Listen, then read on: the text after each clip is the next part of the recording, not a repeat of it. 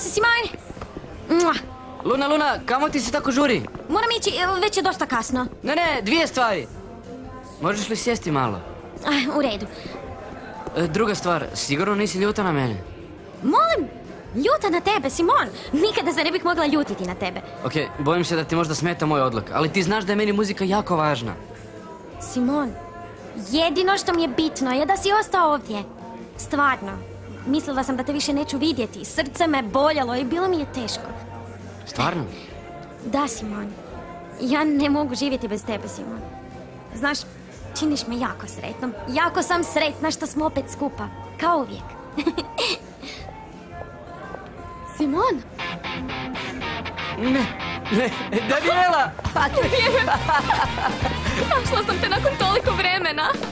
Ovo je najbolje što mi se dogodilo. Kako si? Daniela!